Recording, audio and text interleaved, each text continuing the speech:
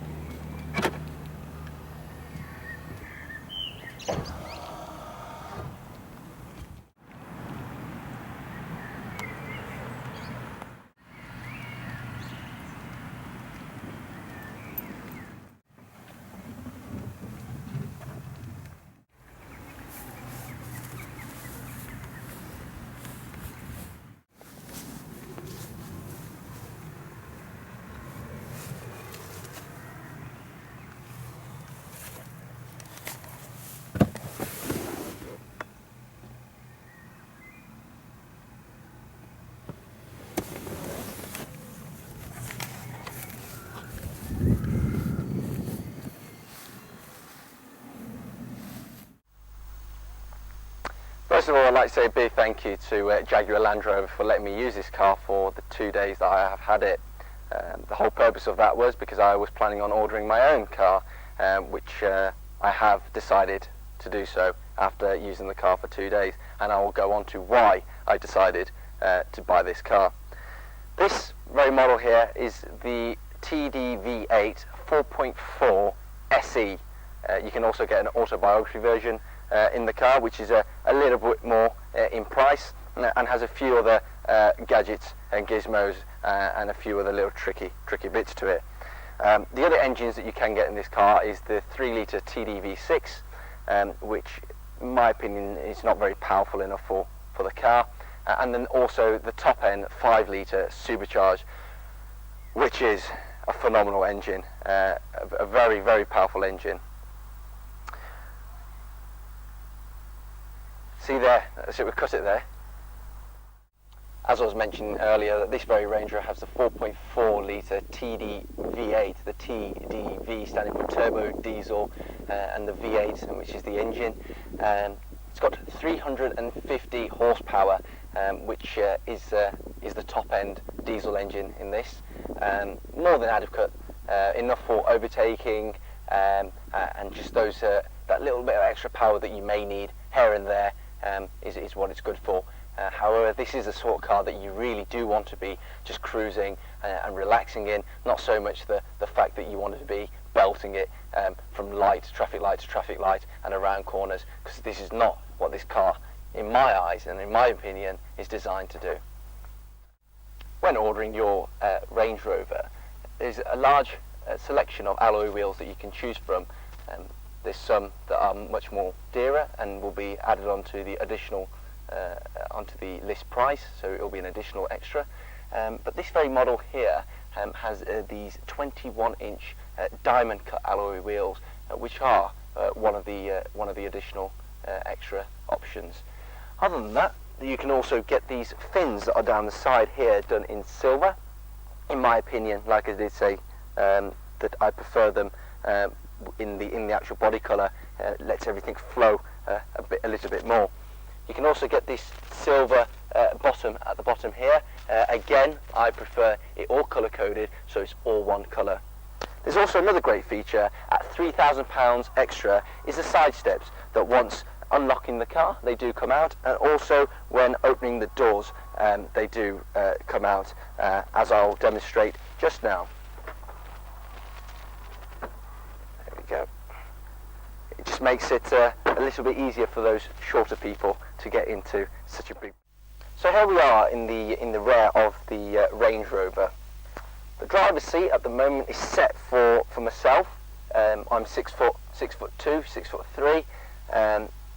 So I mean, considering I still have ample leg room. My knees are not up against the back seat, at the back of the seat. So, you know, I think Range Rover have done very well there. A very spacious, large, luxurious cabin. You've got this handy armrest that comes down. Obviously you can put your drinks here, and also a nice little compartment just here, just to put your CDs and a couple couple of other little handy bits and bobs. This very model here has got the perforated leather. You may not be able to see that on the camera, but it's got very little holes in all the in the leather, and that is because you can also cool your seats and heat them. So obviously, on a hot day, you can turn on the cooling seats, and cool air will come through the leather seats. And on a cold day, as we usually get in England, I think the heated seats will always be on. And that's it, really.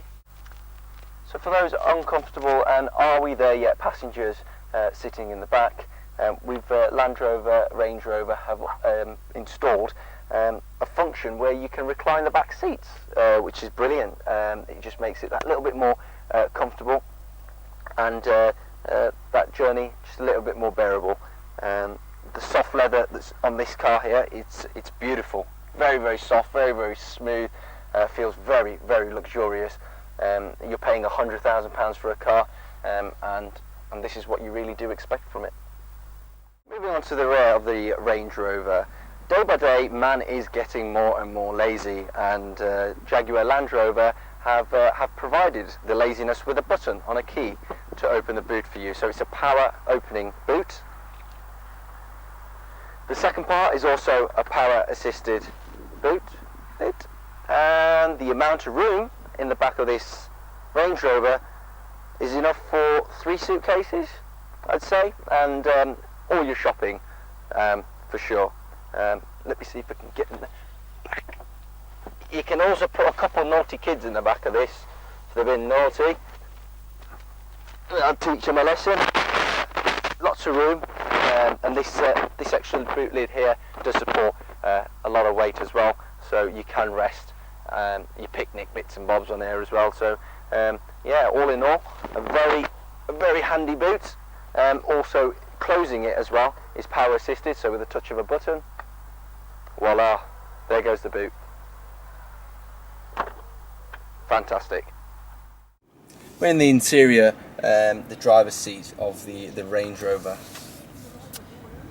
What can I say? A very luxurious interior.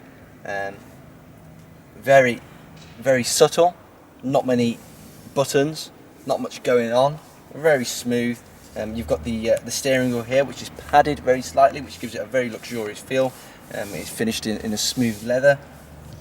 To start the car, all you have to do is have the key in your pocket or in the car, and here's the start button just here, foot on the brake, and it's as easy as that.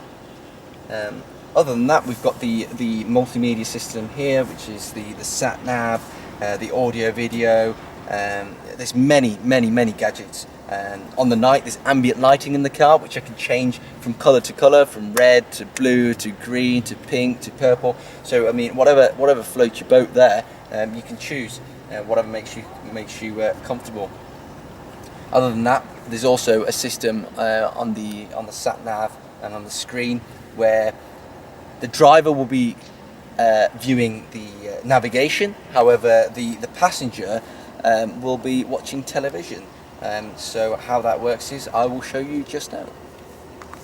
So this is the driver's view of the screen, and this is the passenger's view. Very clever. So it means the passenger may watch television, whereas the driver can still focus on his driving. Other than that, we've got the buttons here on the steering wheel, so we can put the volume up, down, the usual, answering your phone, changing the mode.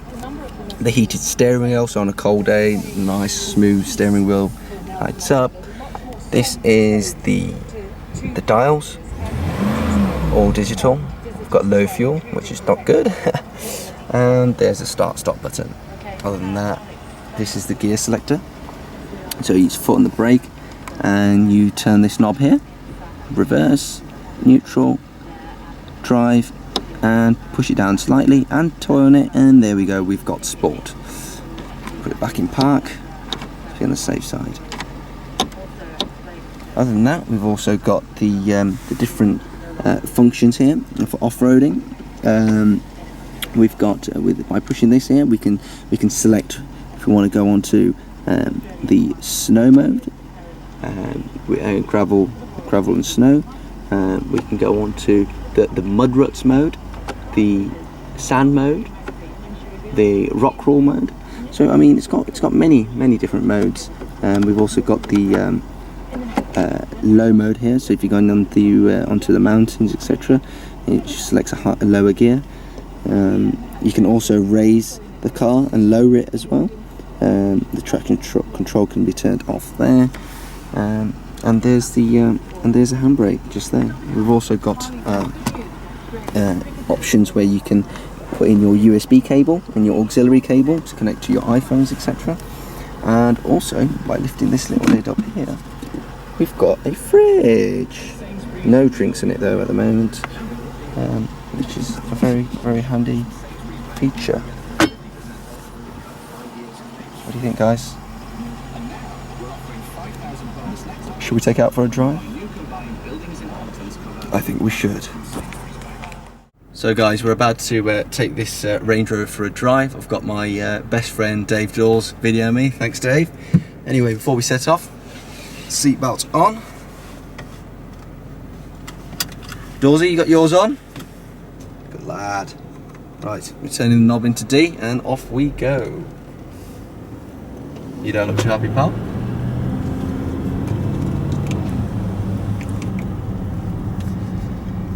People say this Range Rover, what, it's a 4x4?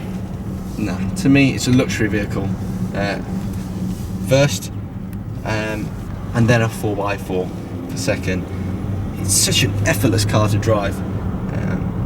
Obviously, when you've been around and you've driven many cars, this is the sort of car that you want to buy just to relax in. The TDV8 engine in this car has enough power to do what you want to do. Maybe go up them country lanes and have a little bit of fun. Whether you're on the motorway, you can do an overtake.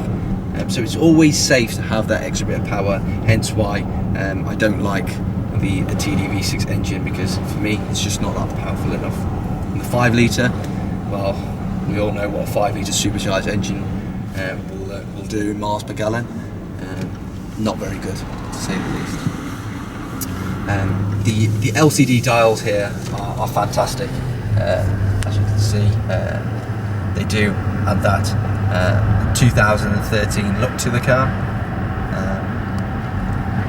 Like I said, not much going on in the car, so really it's just you and the car. The feel through the steering wheel and the drive of the car really is brilliant. A lot of road presence to the car as well. I mean, it is a huge car. Many would say, it is the best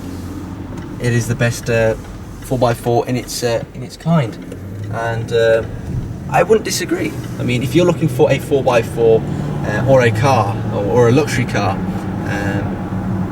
that just oozes luxury, drives fantastically, has pretty much all the gadgets that you really want. I mean, whether you're towing a caravan, you've got your cameras, your parameter cameras, etc., which is brilliant. Many say that this really is the Rolls Royce of 4x4s, and I can sort of see where they're coming from when they say that, because of the drive. Very quiet in the cabin at the moment. You can really hear a penny drop in here. It really is fantastic. Braking wise as well, I mean, the car does stop. The brakes are fantastic. When you want them to stop, they stop. It's not too, I mean, people would think that going around bends, etc., this would be a boat. Yes and no. It hasn't got a lot of body roll to it, not as much as some of the 4x4s that I have driven. Obviously the Porsche Cayenne is a very stable 4x4 around the bends, but that's a sports 4x4 there, as a sports SUV. This is a totally different kettle of fish here. You can't really compare these two. Obviously there may be the Range Rover Sport you can compare to the Cayenne, but not this. This really is a boss's car, to say the least. some of the options that are in this car are the cameras here. So we've got the junction view camera, so if you're on a blind bend. Other than that, we've also got, let me just go on to the cameras here. The parameter camera, so all around the car. We've got proximity view, which is the curb and a few others. Then we've got the special views. The special views are the curb view, so you don't curb your alloy wheels, the junction view, and the trailer view. The trailer view, obviously, as you can see, we've got a lovely Nissan behind us. Ooh, careful. And we've also got tow assist as well, which we can pull out a tow bar. There's your ambient lighting. We can change the colours of what colour you want the cabin. As I mentioned, there's lots of different colours. There's also stealth mode, so if you're driving around in the night, you can press stealth mode, and most of the electronics dim themselves on the car, so it's just you in the car and you're focusing on the car. Also got the climate control and various other bits and bobs as well. All fantastic stuff.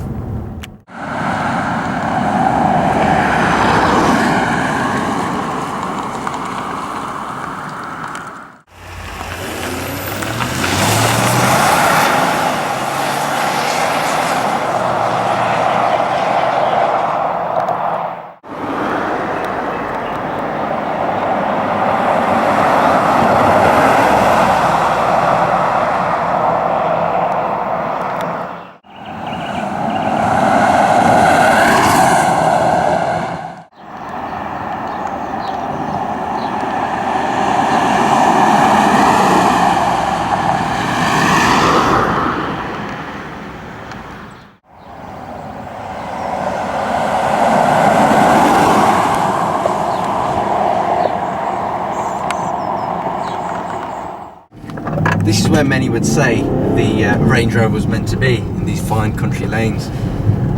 Wow, isn't it a beauty to drive?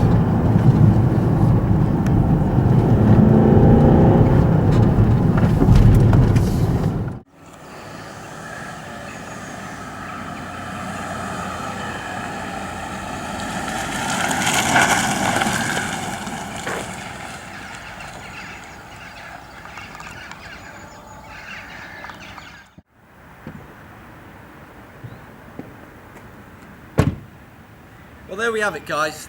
There's the 2013 Range Rover. I mean, a big thanks to Jaguar Land Rover for actually letting me use the car for 2 days. I will be placing the order with you guys for the TD V8 autobiography version of the car. I have got other 4x4s in my collection. I've got the BMW X6 4-litre D, I've got the Audi Q7, I've got the Porsche Cayenne Turbo S, and I've also got, well, it will be this. I mean, for £100,000, I can see, yes, there's the positives and there's the negatives, but yes, it is a luxury 4x4 through and through. I'd give it an 8 out of 10, but there is just that one 4x4 that I do have in my collection that I adore a little bit more, and I will forever onwards. Here it is, guys. 5.5 litre bi-turbo Mercedes G63 AMG.